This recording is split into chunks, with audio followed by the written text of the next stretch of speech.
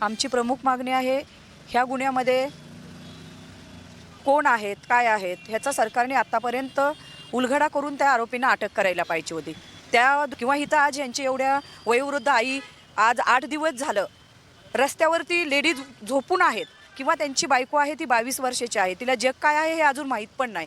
ते एवढे जर प्रत्येकाने विचार केला पाहिजे ह्या गोष्टीचा की जेंट्स आहेत त्यांचं तिथपर्यंत ठीक आहे, पण आज बाया माणसं जर रस्त्यावर उतरून आज 8-8 दिवस जर प्रशासन त्यांच्याकडे लक्ष देत नसेल तर मग काय सरकार झोपलंय का? ह्या उपोषणाचा 8वा दिवस आहे. विलास घुलेचं कुटुंब या ठिकाणी उपोषण करतंय. काही महिला देखील या ठिकाणी आलेले आहेत.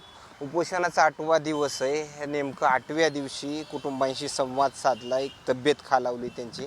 काय मागणी असणार आहे बीड प्रशासनाकडं आणि सरकारकडं?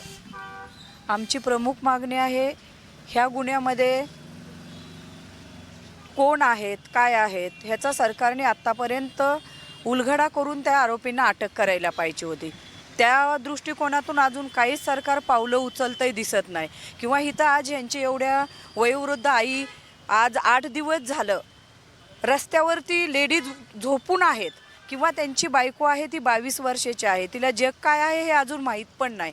ते एवढे जर प्रत्येकाने विचार केला पाहिजे ह्या गोष्टीचा की जेंट्स आहेत त्यांचं तिथपर्यंत ठीक आहे, पण आज बाया माणसं जर रस्त्यावर उतरून आज 8-8 दिवस जर प्रशासन त्यांच्याकडे लक्ष देत नसेल तर मग काय सरकार झोपलंय का? ह्या गोष्टीचा कुठंतरी त्यांनी एक माणुसकीच्या नात्याने तरी इथं व्हिजिट देऊन अधिकाऱ्यांनी ह्या गोष्टीचा पाठपुरावा घेऊन नेमकं खरं काय खोटं काय हे नंतर निष्पन्न होईल. पण जे आरोपी आहेत त्यांना अटक तात्काळ करणे ही प्रमुख मागणी आहे. मग ती कुठल्याही राजकीय पक्षाचा असू द्यात किंवा कुठल्या जाती धर्माचा असू द्यात, त्याच्यामध्ये राजकारण तर नाहीच आहे. इथं लोक असं चित्र दिसतंय की इथं ह्या गोष्टीला राजकारणाचं वळण देतात, पण राजकारण कोण करतच नाही. एक माणुसकी म्हणून त्या नात्याने तरी कमीत कमी ह्या फॅमिलीकडे सगळ्यांनी बघणं गरजेचं आहे.